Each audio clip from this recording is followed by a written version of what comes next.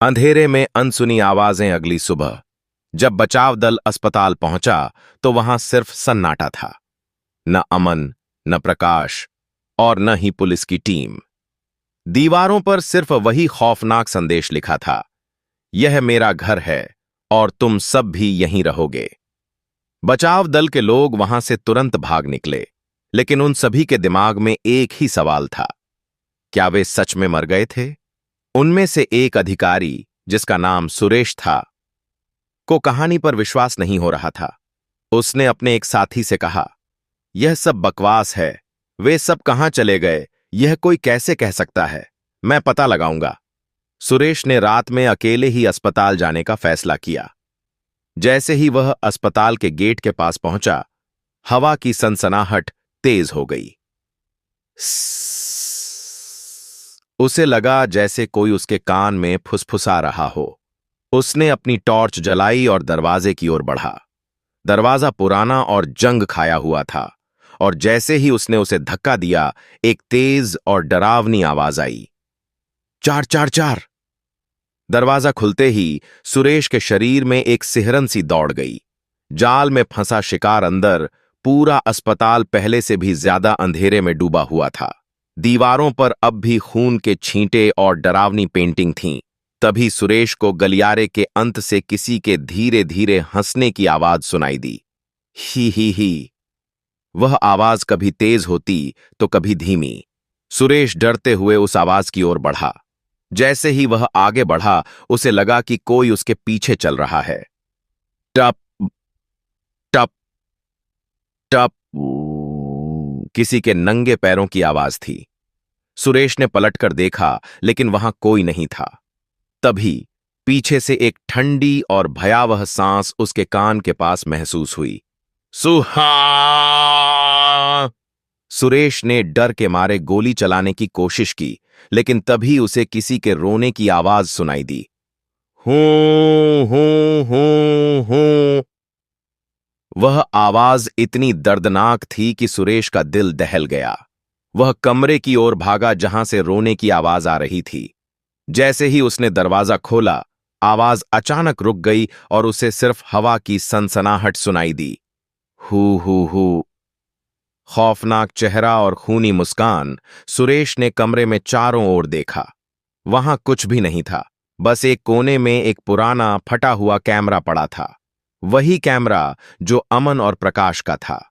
सुरेश ने जैसे ही कैमरा उठाया, उसकी स्क्रीन पर एक भयानक चेहरा दिखाई दिया। यह उसी महिला का चेहरा था जिसकी परछाई पुलिस वालों ने देखी थी।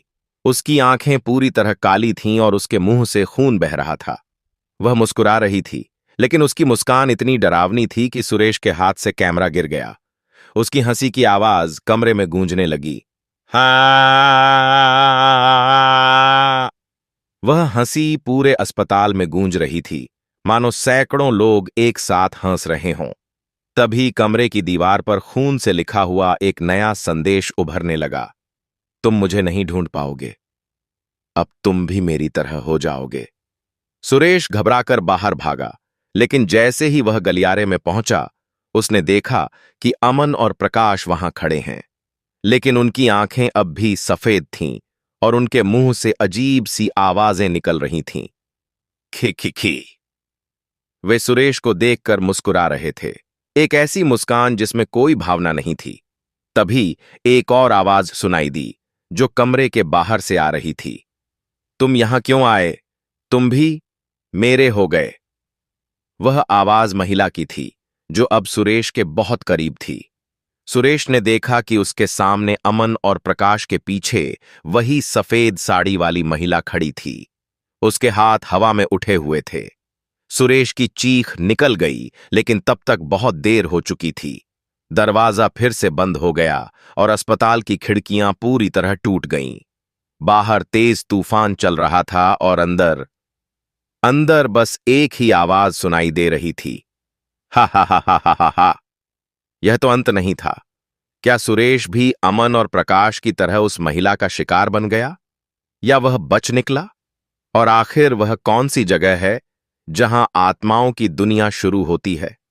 क्या आप जानना चाहेंगे कि इसके बाद क्या हुआ?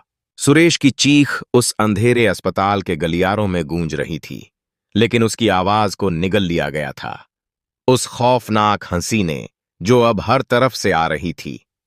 हा हा हा हा हा हा। आवाज में हल्का ठहराव, जैसे कुछ भयानक होने वाला हो। वह हंसी अब सिर्फ एक औरत की नहीं थी। ऐसा लग रहा था जैसे सैकड़ों आत्माएं एक साथ हंस रही हों, मानो अस्पताल की हर दीवार, हर कोना अब जीवित हो गया हो।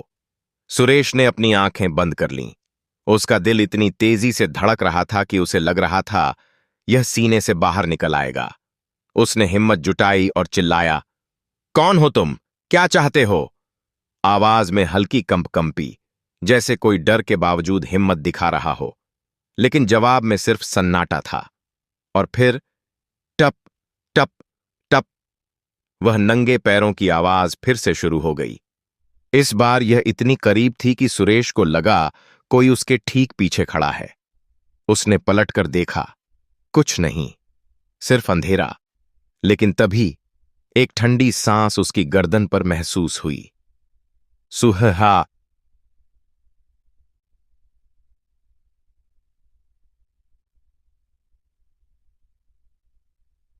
आवाज में ठंडक और डरावनापन, जैसे कोई आत्मा सचमुच पास हो। सुरेश ने अपनी टॉर्च उठाई और तेजी से गलियारे के अंत की ओर भागा। वह सोच रहा था, मुझे यहां से निकलना होगा। यह जगह यह जगह सही नहीं है। लेकिन जैसे ही वह मुख्य दरवाजे की ओर पहुंचा, उसे एहसास हुआ कि दरवाजा अब वहां नहीं था।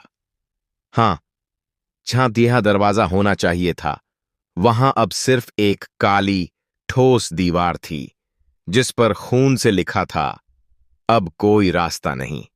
आवाज में गहरा डर और रहस्य, जैसे कहानी अब और भयानक मोड़ लेने वाली हो। सुरेश का दिमाग घूम रहा था। उसने दीवार को छुआ, लेकिन वह इतनी ठंडी थी कि उसकी उंगलियां सुन्न पड़ गईं। तभी उसे फिर से वही हंसी सुनाई दी। ही। इस बार यह ऊपर से आ रही थी। उसने टॉर्च की रोशनी छत की ओर की, और वहां वहां वह थी, वह औरत, सफेद साड़ी में लिपटी। उसके बाल हवा में लहरा रहे थे, जैसे कोई तूफान चल रहा हो।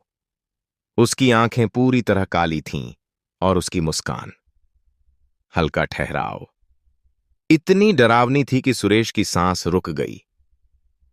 तुम यहां क्यों आए?